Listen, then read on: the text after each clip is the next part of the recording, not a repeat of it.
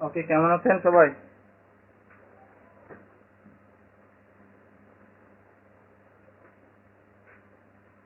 তাজিম, রেজাউল কেমন আছেন?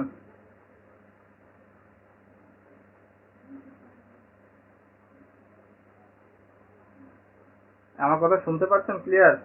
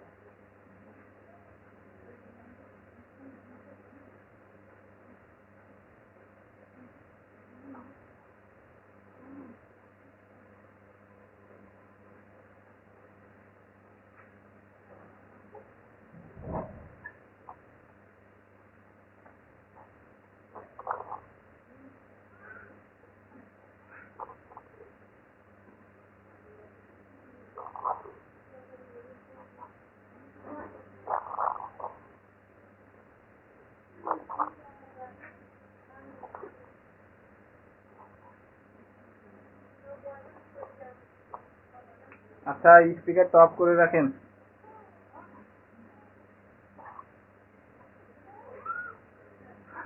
আচ্ছা, কেমন আছেন আপনারা? তাজিম, রেজাউল? আচ্ছা। আর আসলে আমি খুবই সরি তাজিম, আমি তো অ্যাবস্ট্রাক্টেও ক্লাসগুলো ঠিকমতো আপলোড দিছিলাম, হ্যাঁ, কিন্তু আসলে সমস্যার জন্য আমি আপলোড দিতে পারিনি গত ক্লাসটা। আর হচ্ছে কি, এই দেখেন, আমি গত ক্লাসে যে অঙ্কটা করিয়েছিলাম হচ্ছে সাজেশনের 2-এর 1 নাম্বারটা, ওইটা আমি পুরো অঙ্কটুকু আমি সলভ করে দিয়েছি, হ্যাঁ, ওইটা আমি ওই ক্লাসের সাথে অ্যাড করে দিয়েছি। আমি আপলোড দিয়ে দেবো রাত্রেই, ঠিক আছে ইনশাল্লাহ। আর আরেকটা কাজ করেছি, দেখেন, আজকে কিন্তু আমাদের মূলত রেজাউল, দেখেন, আজকে কিন্তু আমাদের মূলত 2 নাম্বার ক্লাস না নিউমেরিক্যালের, কিন্তু আমি আজকে এখানে 3 নাম্বার দিয়েছি। কারণ হচ্ছে আমি 2 নাম্বার ক্লাসটা হচ্ছে, দেখেন, ওই যে অঙ্কটা করেছিলাম গতদিন, ওইখানে দেখেন 2 নাম্বারের সাজেশনের 4টা অঙ্ক আছে না,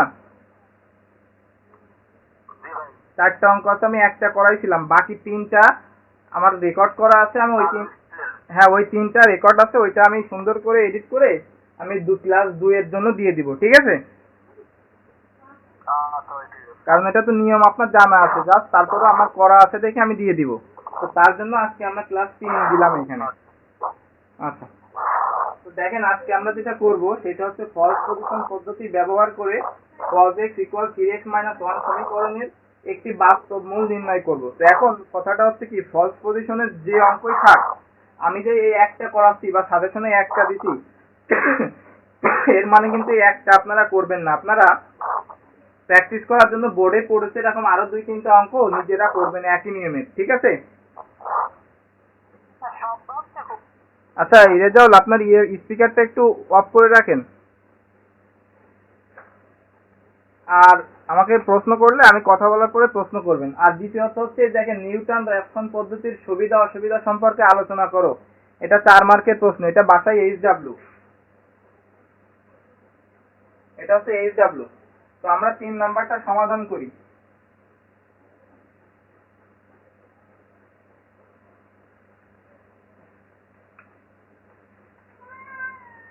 আচ্ছা, তো দেখেন, আমি লিখতেছি প্রথমে যে নিয়মগুলা।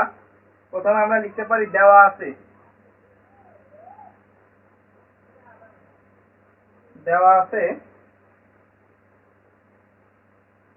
cos x = 3x - 1।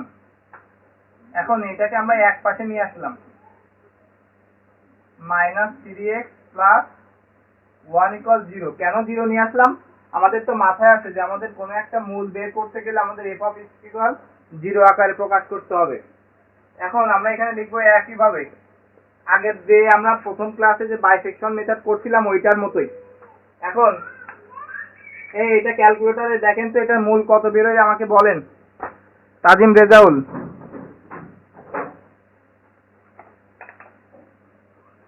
এটা ক্যালকুলেটরে বসায় শিফট ক্যাল প্রেস করে বলেন যে মূল কত আসছে।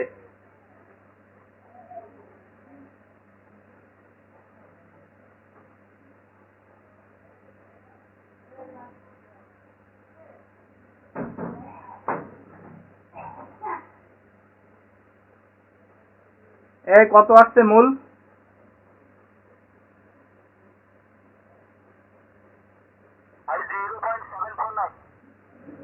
আর তাজিমের? হ্যাঁ আমারও 0.666 আছে। রিজাল্ট আপনি ক্যালকুলেটরটা একটু ক্লিয়ার করে নিন।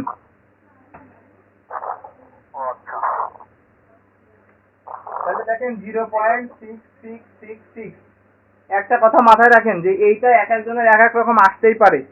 দেখবেন যে বইয়ে হয়তো 0.60 সামথিং আছে। তো কথা হচ্ছে কি এইটা আপনি যেভাবে এইটা কারোর অঙ্ক 7টা 5টা বার করলে মিলে যাবে, কারোর কিন্তু বেশি করতে হবে, ঠিক আছে?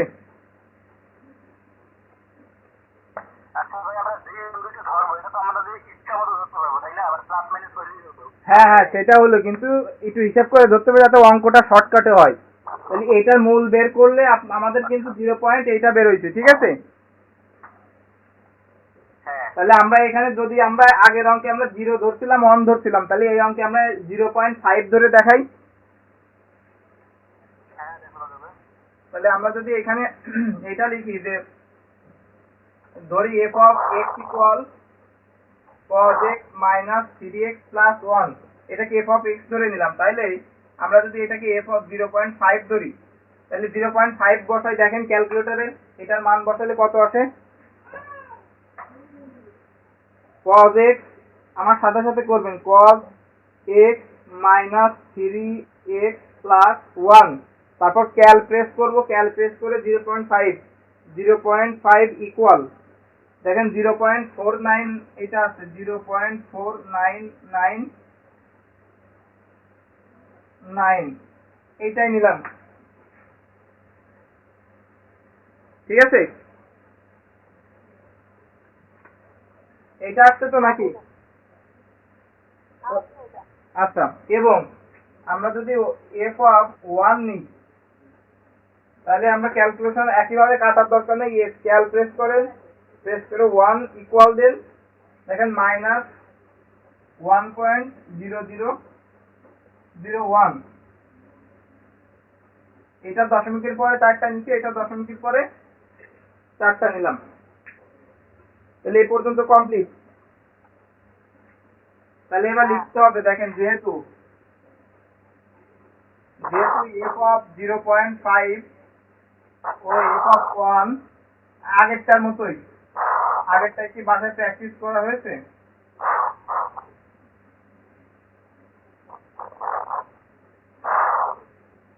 স্পিকারটা অফ করে রাখেন।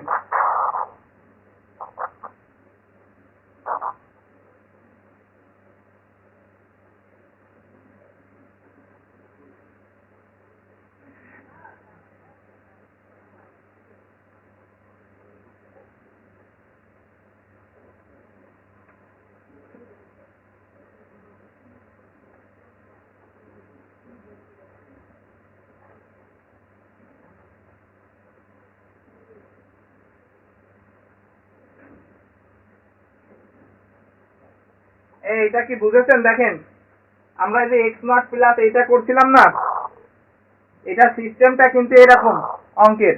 তাহলে আমরা x নট করলাম, x নট মনে আছে এই যে মান দুইটা পেলাম সেইটার যোগফল বাই 2, আমরা এটা এভাবে করতে পারি। এখানে কোনো সমস্যা আছে বুঝতে? না না, এটা তো আগের মতোই। এবার এটার একটা সমস্যা এখানে আমরা আগে করে নিচ্ছি। হ্যাঁ, x n plus 1, তাহলে x n plus 1 এখানে সূত্র আছে, দেখেন এই সূত্রটা হচ্ছে এটা হচ্ছে এই ফার্স্ট পজিশনের সূত্র থিওরি থেকে। তো আমরা তো থিওরি করিনি, আমরা এইভাবে লিখবো f of bn minus dn f of an by f of bn minus F of A N. ঠিক আছে, এটা লিখলাম।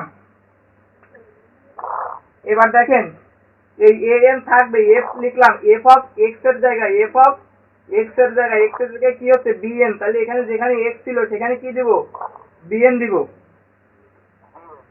তাহলে আমরা লিখলাম এই যে এ এন, এই যে a n bracket f of bn, তার মানে cos এক্স এর জায়গা বিএন মাইনাস 3 এই বিএন, এরপর প্লাস 1, এই সেই প্লাস 1 দিলাম, এরপর মাইনাস এই বিএন রাখবো এখানে, এই ব্র্যাকেট এফ অফ এন, তার মানে এক্স এর জায়গায় এ এন দিব, তাহলে এখানে এ এন হবে এক্স এর জায়গায় cos A N minus 3 A N plus 1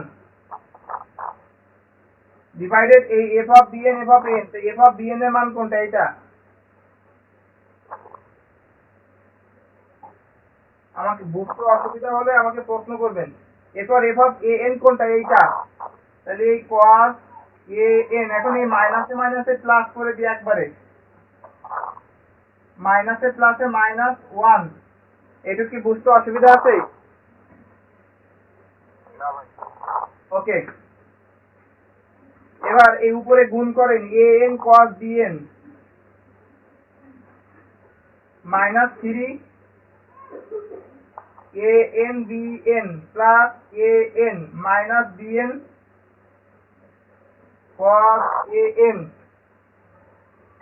plus 3 A n bn plus মাইনাসে মাইনাস বিএন। এখন এখানে দেখেন কাটাকাটি হয় কিনা, এই প্লাস 1 মাইনাস 1 কেটে যায়, আর কি কিছু কাটে?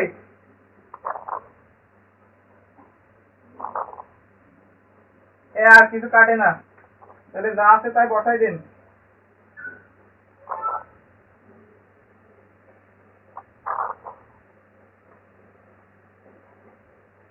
এটা বসাই দিলাম, ঠিক আছে।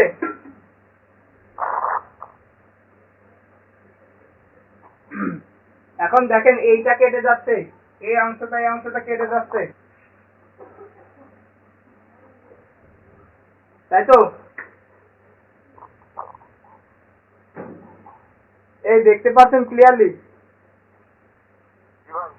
তাহলে থাকে কি এ এন cos বিএন প্লাস, একটু সাদাই লিখতে পারি আমরা, বা না লিখলেও সমস্যা নাই, a N minus bn cos A N minus bn, এরপর cos বিএন নিচে যেটা আছে সেটাই লিখবো,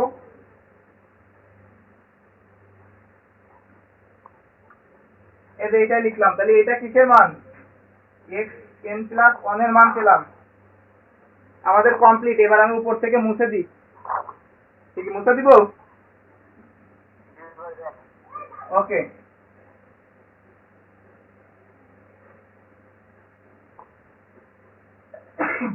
তাহলে আমরা একটা 0.5 পেয়েছি, একটা 1 পেয়েছি, 0.5 এর জন্য প্লাস, 1 এর জন্য মাইনাস, এটা মাথায় রাখেন, এটা লাগবে। তাহলে এবার একইভাবে সেই আগের মতো লেখেন এন, তারপর হচ্ছে এ এন নেগেটিভ, তারপর হচ্ছে বি এন পজিটিভ, তারপর হচ্ছে এক্স এন প্লাস 1 সমান এটা a n cos bn minus a N minus bn cos A N minus bn cos bn minus 3bn minus cos an plus 3an, এটা হলো xn plus 1। এরপর আমাদের এখনো বাকি আছে কি f of xn plus 1, তাই তো? তাহলে এটা কি হবে, cos xn plus 1 minus 3xn plus 1 plus 1। এইটা বুঝতে অসুবিধা আছে?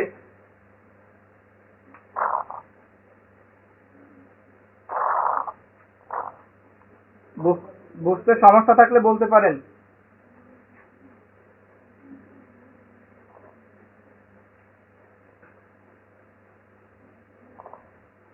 তাজিম বুঝতে অসুবিধা আছে কিনা? রেজাউল? ওকে, আগের মতোই জাস্ট এই ক্যালকুলেশনটা আমরা করে নিলাম। তাহলে আমরা 1 এর জন্য মাইনাস মান পেয়েছি আর 0.5 এর জন্য প্লাস, তাই এখানে লিখলাম। এখন আমাদের এইটা ক্যালকুলেটরে বসাইতে হবে। বসান। কিভাবে বসাবেন আমি দাদা বলতেছি, এটা ক্যালকুলেটরে উঠান। বলবো? ফার্স্ট ব্র্যাকেট,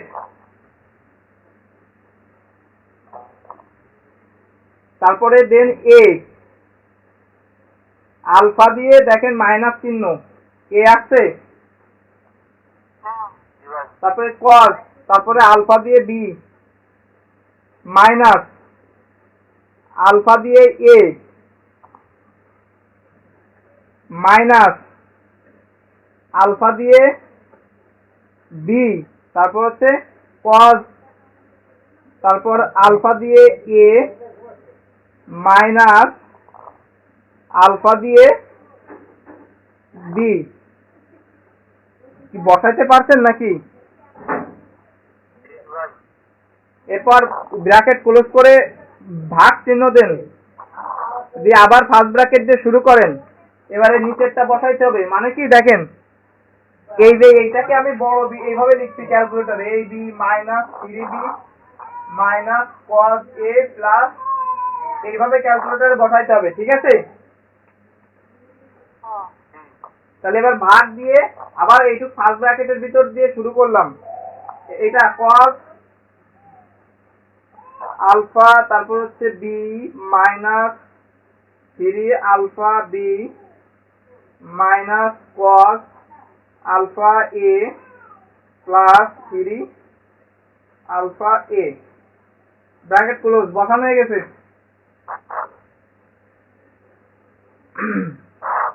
বসানো কমপ্লিট। এবার ক্যালকুলেট করেন।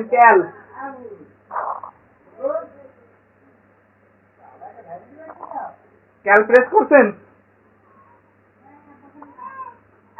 এ দিয়ে জিজ্ঞাসা চিহ্ন আসছে, তাহলে এর মান কত? এই যে 1 ইকুয়াল 1 দিয়ে ইকুয়াল, আবার বি দিয়ে জিজ্ঞাসা চিহ্ন আসছে, বির মান কত? 0.5 দিয়ে ইকুয়াল। দেখেন কত আসছে মান, মাইনাস 0.666। ওকে, মাইনাস 0.666599052। এবার কাটার দরকার নেই, এসি দিয়ে কেটে দেন, এসি। এবার এই সমীকরণ বসান, লেখেন cos x, cos আলফা দিয়ে x মাইনাস 3 আলফা দিয়ে তারপরে x 3x প্লাস 1। বসানো হয়ে গেছে। এরপর ক্যাল প্রেস করলে x দিয়ে জিজ্ঞাসা চিহ্ন আসছে, এইটা প্রেস করেন, মাইনাস 0.666599052 ইকুয়াল। দেখেন এইটা আসছে 3.999729478।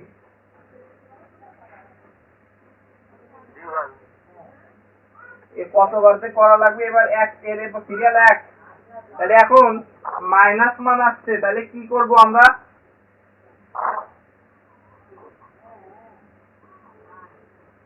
মনে আছে? মাইনাস মান আসলে হ্যাঁ, মাইনাস মান আসলে কি করতে হয়?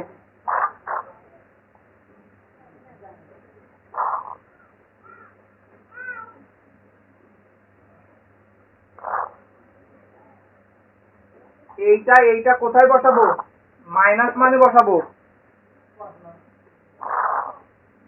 মনে নাই? এটা মাইনাস মানে বসাবো,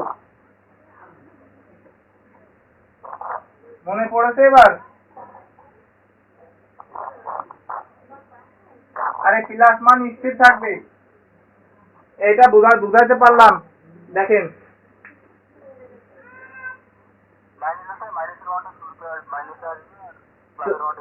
হ্যাঁ, এইখানে যদি প্লাস মান আছে তাহলে এই মানটা প্লাসে বসাবো।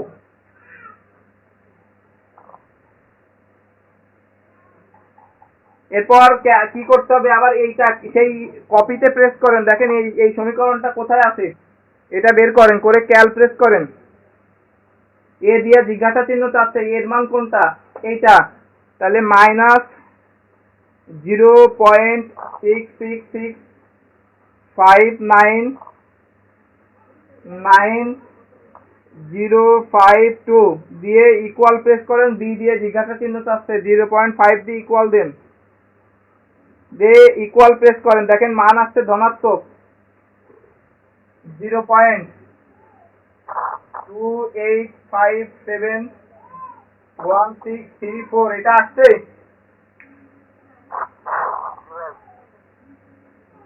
ওকে, এবার আবার এসি দিয়ে কেটে কপিতে প্রেস করেন, এই সমীকরণটা নিয়ে আসেন, নিয়ে ক্যাল প্রেস করেন। এক্স দিয়ে জিজ্ঞাসা চিহ্ন চাচ্ছে, এই মানটা বসান 0.28571634 দিয়ে ইকুয়াল দেন। দেখেন এটা আসছে 1.1428546 আসছে কিনা? এবার দেখেন প্লাস মান আসছে, তার মানে এই মানটা কোথায় বসাবো, এই যে প্লাস মানে বসাবো।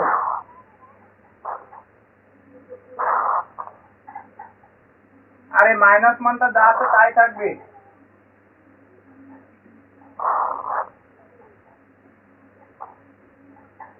তাহলে এইভাবে দেখেন, কারোর আছে এটা 5টা 7টাই মিলে যাবে, আর আপনি এইখানে এই যে 0 পয়েন্ট যা ধরছিলেন, হ্যাঁ যেভাবে ধরবেন অঙ্কটা তত লম্বা হবে। তাহলে একইভাবে এবার করতে থাকেন, ক্যাল প্রেস করেন, মানে কপিতে গিয়ে এই সমীকরণটা বের করে ক্যাল প্রেস করে একই প্রসেসিং এ এর মান চাইলে এটা বসান।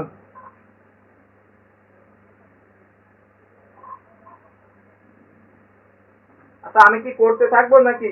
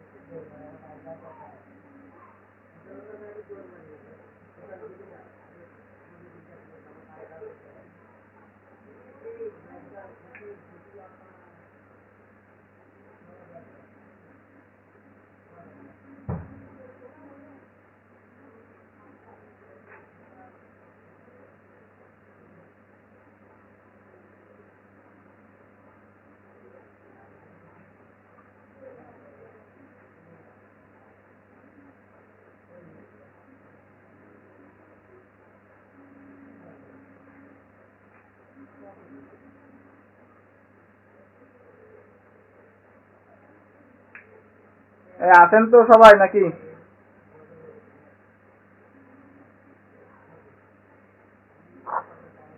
এই রিজাউল, আপনি কি করছেন নাকি? করতে থাকেন, এইভাবে করতেই হবে। হ্যাঁ, কোনো সময় ওয়ান প্রেস করা যাবে না, কারণ শুধু বসে বসে ক্যালকুলেটর করতে হবে। 0.2000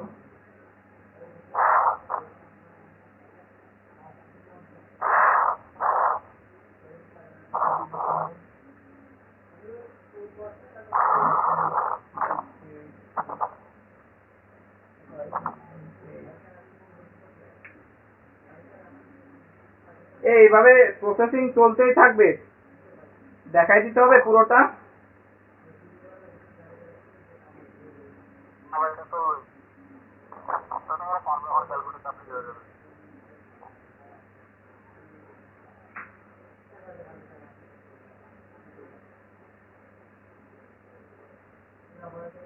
এইভাবে কত সময় চলতে থাকবে?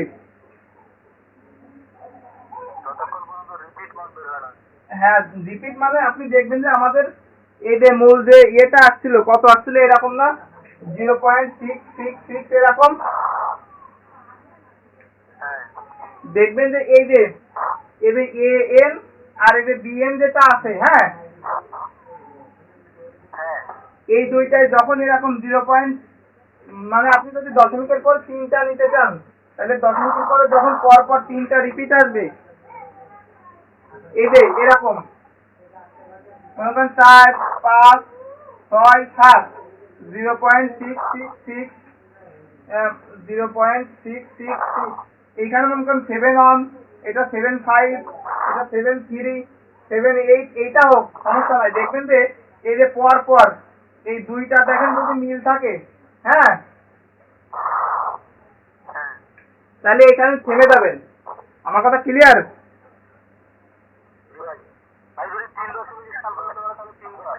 হ্যাঁ যদি প্রশ্নে বলে দেয় যে 5 স্থান পর্যন্ত তাহলে আপনার 5 পর্যন্ত মিলানো লাগবে হ্যাঁ রেজাল্ট যদি না বলে দেয় তাহলে আপনি আপনার ইচ্ছা মতো দশমিকের পরে 3টা অথবা 4টা মিলাই অঙ্কটা স্টার্ট করে দেবেন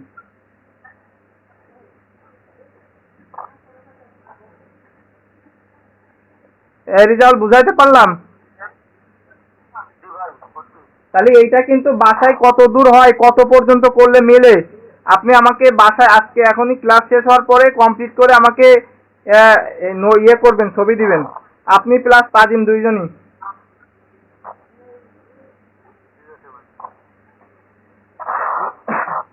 ওকে ঠিক আছে আর এই যেটা বললাম যে এটা হচ্ছে নিউটন রেফারেন্স পদ্ধতির সুবিধা অসুবিধা সম্পর্কে আলোচনা করো এটা মুখস্থ করে ফেলবেন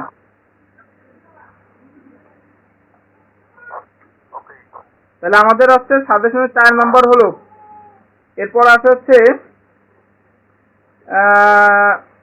নিউটন রেফারেন্স পদ্ধতি আছে মানে আমি কিন্তু জাস্ট নিয়মগুলো আপনাদের শিখাই দিচ্ছি নিউটন রেফারেন্স আছে আর হচ্ছে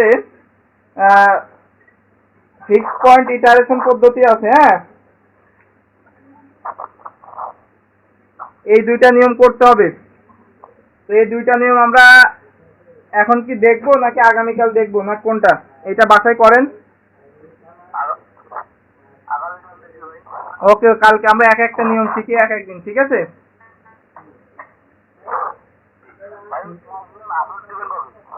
রেজাল্ট আজকেই দিয়ে দেবো ইনশাল্লাহ সমস্যা না আমি আসলে এডিট করার সময় পাইনি বুঝলেন আর এটা কালকে দিব সমস্যা নাই আর যদি এখন ইলেকট্রিসিটি চলে যায় তাহলে তো আমি গত ক্লাসটা আজকেও দিতে পারবো না কিন্তু কালকে শিওর আজকে যদি না দিতে পারি কালকে আমি 3টা ক্লাস আপলোড দিব ক্লাস 1 ক্লাস 2 আর আজকের ক্লাস 3 ঠিক আছে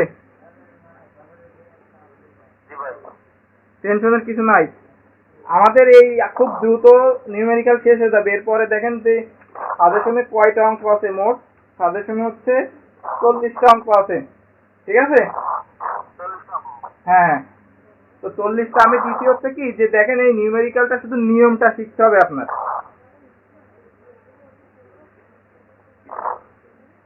এটা মাথায় রাখবেন না অঙ্কের কোনো শেষ নাই আর কি পড়বে এটা বলাটা খুবই রিস্ক নিয়ম জানতে হবে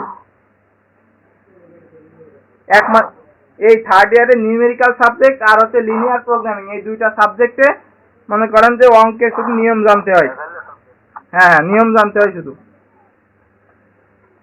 তো তারপরও আশা রাখি যে 40টার ভিতরে আপনি মিনিমাম এইগুলা থেকে অন্তত পিওরলি মানে 50 মার্কের অ্যান্সার দিতে পারবেন ইনশাল্লাহ আর বাকিটা যত বেশি আসে ঠিক আছে নিয়ম জানা থাকলে পুরোটাই অ্যান্সার দিতে পারবেন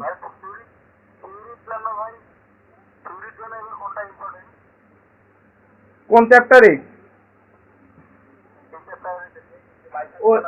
হ্যাঁ এই থিওরির জন্য যেটা পড়ে গেছে ওটা বাদ দিলে হচ্ছে বাইসেকশন মেথডের যে থিওরি 1 নাম্বারটা করাইছিলাম দ্বিবিভক্তি পদ্ধতি আলোচনা করো আর একটা হচ্ছে আপনার আরেকটা হচ্ছে নিউটন র্যাপসনের ওই যে ইয়েটা আছে না সরি নিউটন র্যাপসন না ফিক্সড পয়েন্ট ইটারেশন এই দুইটা থিওরি হ্যাঁ এই দুইটা থিওরি গুরুত্বপূর্ণ মানে এখান থেকে একটা পাবেন শিওর ঠিক আছে হ্যাঁ হ্যাঁ ফিক্সড পয়েন্ট এটা সাজেশনটা কপি প্রিন্ট আউট দিয়ে কাছে রেখে দিবেন, ঠিক আছে? সাজেশনটা কমপ্লিট করবেন।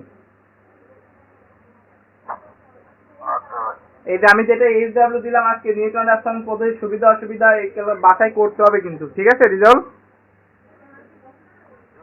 আচ্ছা তাহলে আজকের মতো এখানে শেষ করি। ওয়ালাইকুম আসসালাম।